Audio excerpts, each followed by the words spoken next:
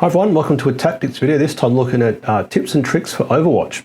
This video is a suggestion by one of my patrons and friends, Conscript King. You know who you are, so super thanks for the suggestion. So probably a quick video, but just my thoughts and reflections on how to best use your stratagem, because definitely for a shooty army like Astra Militarum, it's a great one to have in your toolkit. But there is a lot to consider, because that can go very wrong and sometimes go somewhat right. So just to cover off the absolute basics, this is the stratagem. In case you haven't seen it in detail. And the key thing is that this has had the rule adjustments since the core rules were released over a year ago. So there's been adjustments here, and I think they're basically highlighted in green. So to be very clear, you can use it in your opponent's movement and charge phase, and it can be when a unit is set up, and when a unit starts or ends a normal, advance, fallback, or charge move. Now the critical aspect of this is that it must be within 24 inches, and this is obviously a big change versus previous editions, where I think Overwatch was only 12 inches, I think, in the old days, I can't remember, and you're still eligible to shoot, so that means you can't do any jank like maybe a set of jungle fighters is in combat, they can't shoot, they must be eligible to shoot, and you have to be able to see the actual enemy unit. That's a crucial element, is you have to physically be able to see them. And that gets into a bit of some of the tips and tricks you can use to go against Overwatch, which is where you charge through terrain, for example, or charge around a corner so your opponent can't even physically see the unit going into them. Now, one which will affect Astra Militarum if you're playing in more lightly situated terrain, for example, it's a Titanic units can't use your stratagem.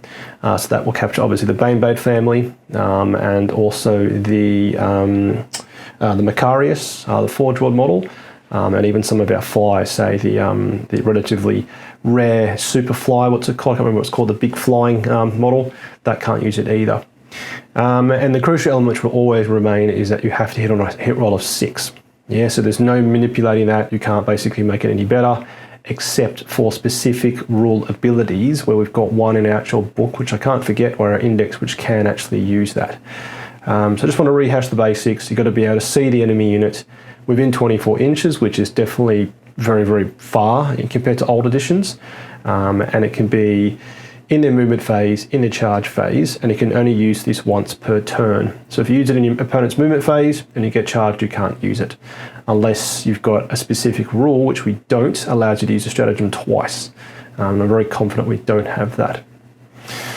Okay, so keeping things super basic, just some good old-fashioned PowerPoint in front of you. The key place to start with the understanding of Overwatch is that the Mathammer, or the mathematics of 1 to 40k is terrible. A 1 in 6 chance is a 17% chance. That clearly is not great, and you have to always remember that you know, if you roll a load of dice, you're going to basically do better if you roll 1 dice. But even rolling, say, 20 dice, there is the mathematical chance you'll roll no 6s. So there is my second point, is boost the math with volume of shots. So there's no point overwatching unless you're super desperate and you've got 10 command points in your pocket to overwatch on a las cannon.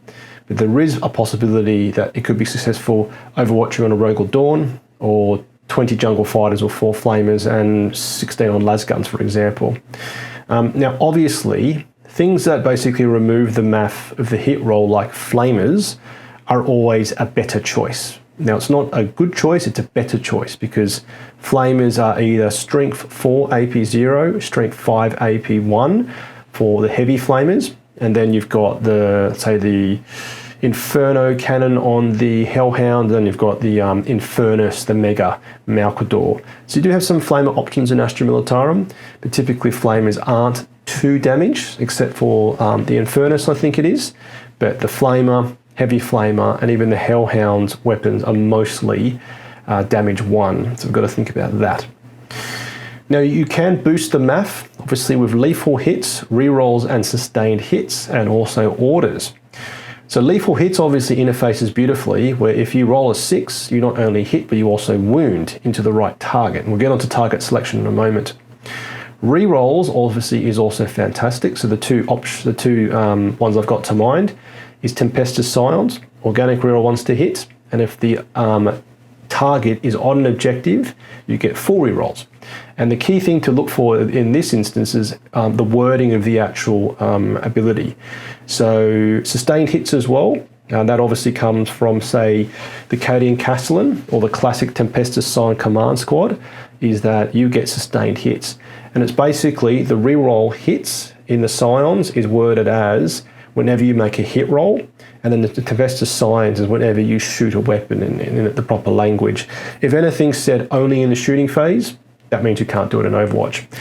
So some examples of that where you can't is the Scout Sentinel gets reroll once to hit when it chooses the target, so anything else that shoots it, for example, gets, but that's only in your shooting phase. Now I said orders, so front rank fire, second rank fire, pretty niche in the scheme of 10th edition. That works until your next command phase. So if you give 20 jungle fighters front rank fire, second rank fire, you want to overwatch them in your opponent's turn, they get to fire at rapid fire +1. So that's definitely something to remember.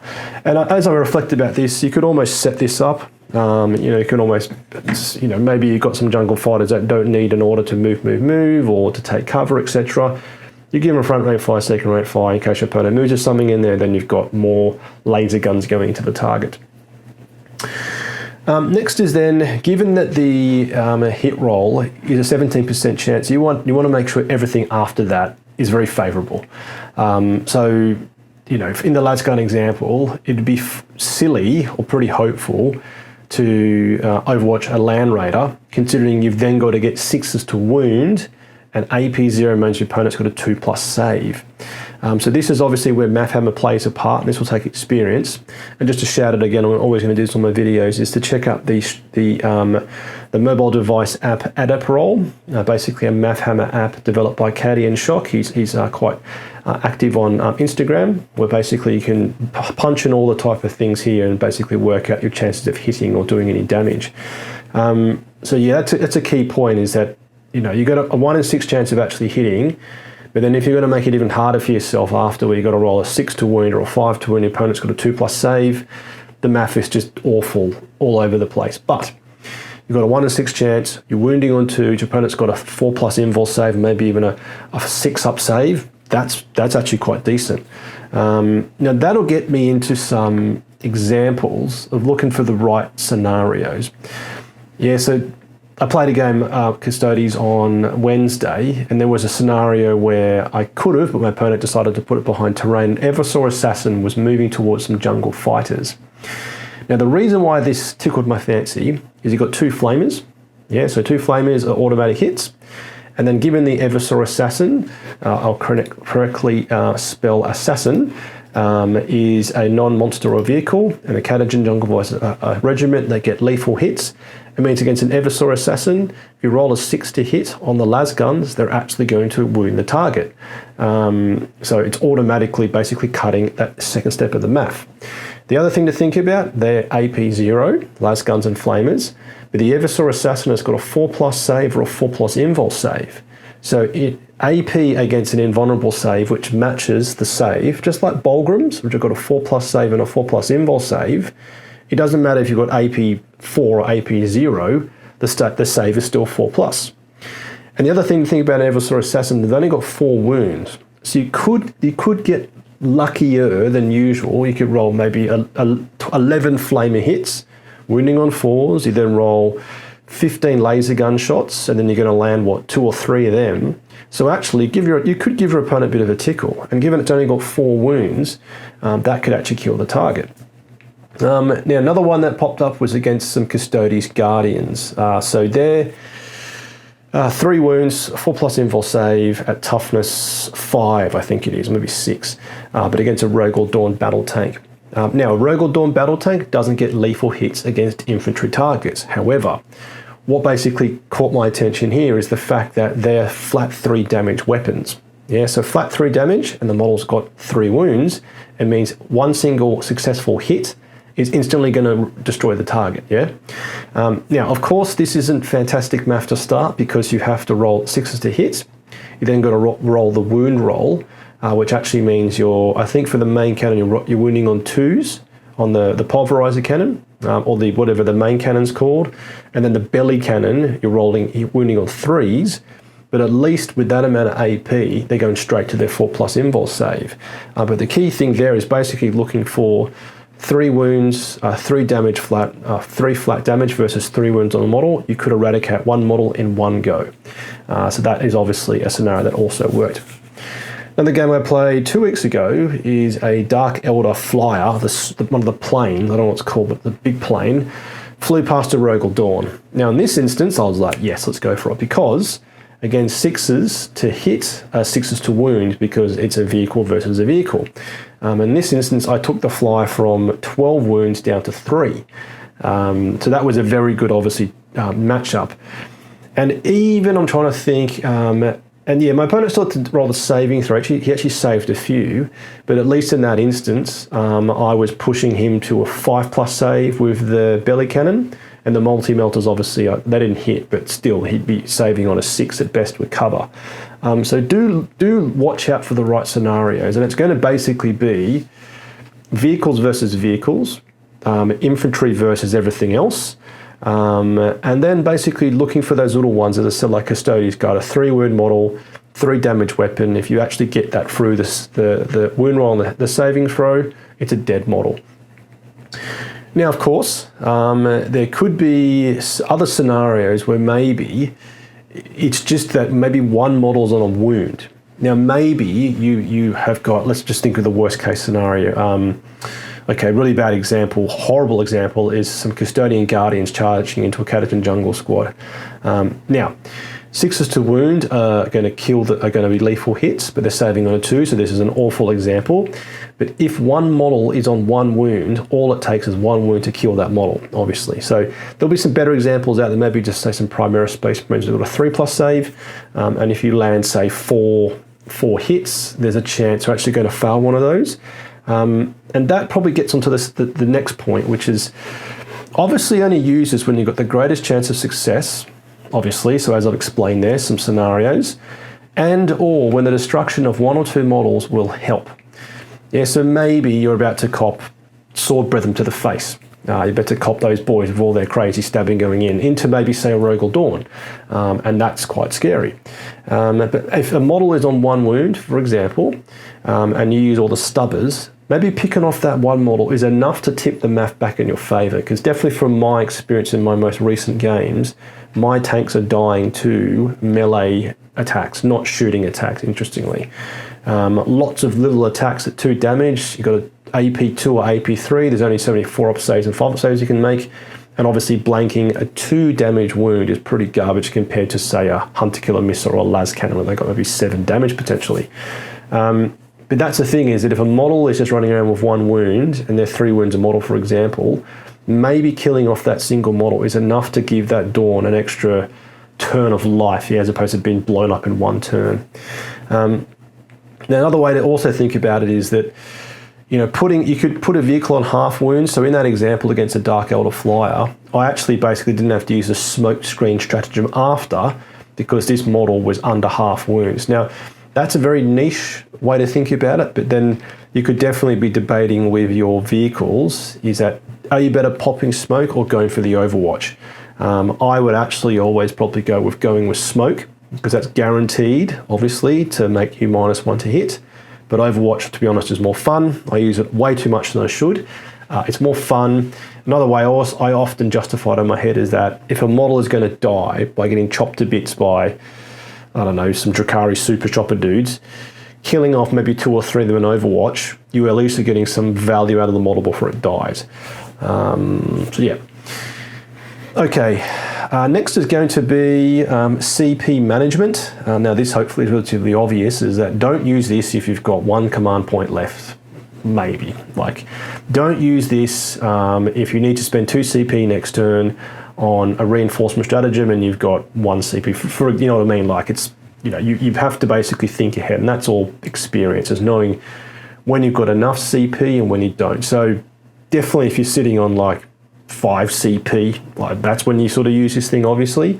And the call out here is Lord Solar is going to help us, because you're guaranteed to be always on 2 command points in your turn.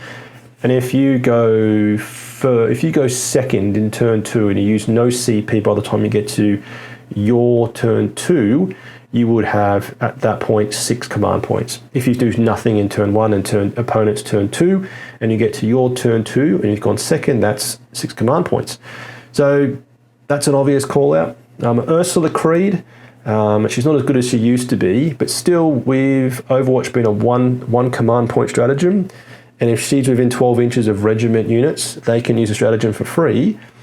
That's free Overwatch. So free Overwatch is free Overwatch. Now, obviously, what we've got to watch out is Lord of Deceit, the ability. So basically, units within 12 inches of model this ability have to basically spend additional CP for that stratagem.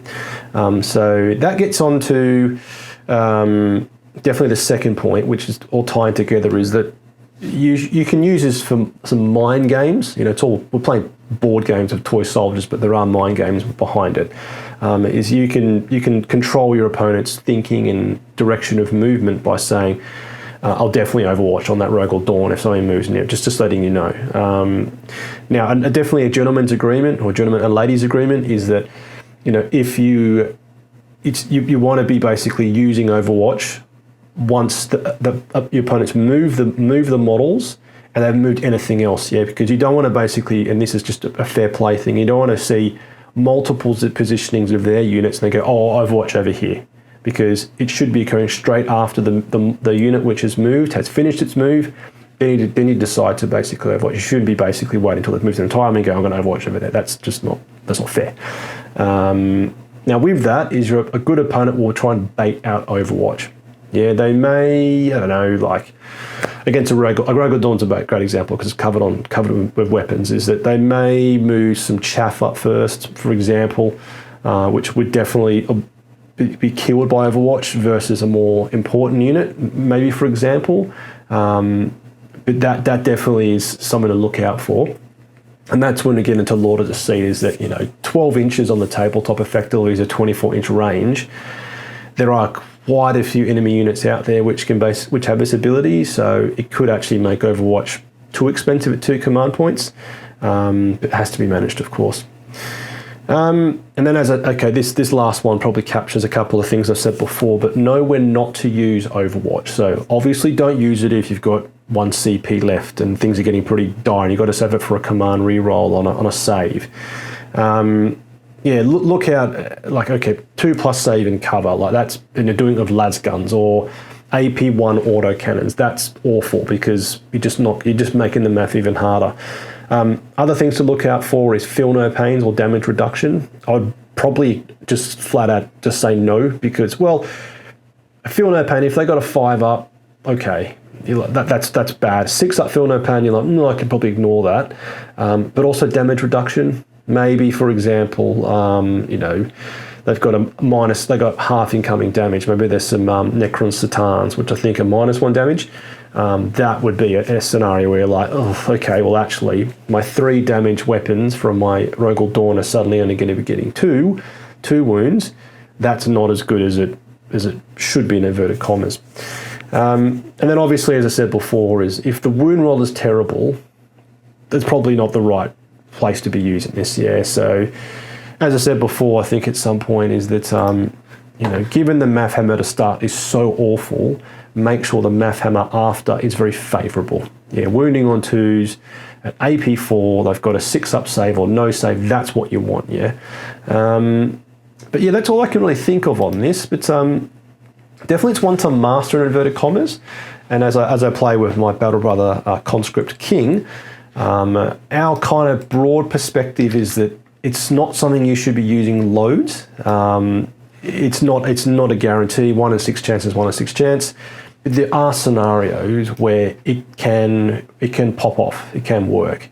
So definitely keep that in the back of your mind. As I think the obvious state is CP management. If you're on 6 command points, come the end of turn 2, go nuts and spend your CP and have a good time. Or if there are direct scenarios where the math is quite favourable, flamers are obvious, lethal hits help, sustained hits on a Tempestus command squad with friends, or McCady and Castellan, because 6s to hit, lethals against infantry, and you've got another 6 to wound as well, fantastic. Vehicles versus vehicles, and always look out for that chance that maybe particularly against like super nasty melee models. Maybe there's a 4-wound Terminator who's on 1 wound. All it takes is 1 wound to go through, and suddenly they go from making this up, I don't know, 5 models at 20 attacks to 4 models at 16 attacks, and they're not guaranteed to kill a rogue or dawn in melee anymore, for example. So hopefully interesting and helpful, relatively quick and snappy at under 20 minutes. Now, what's your perspective on Overwatch from an Astra Militarum point of view or any gameplay point of view? What helps you navigate Overwatch and use it effectively? And if I've got anything wrong at all anywhere, please tell me because I need to know. And I really appreciate you watching this video and leaving any comments.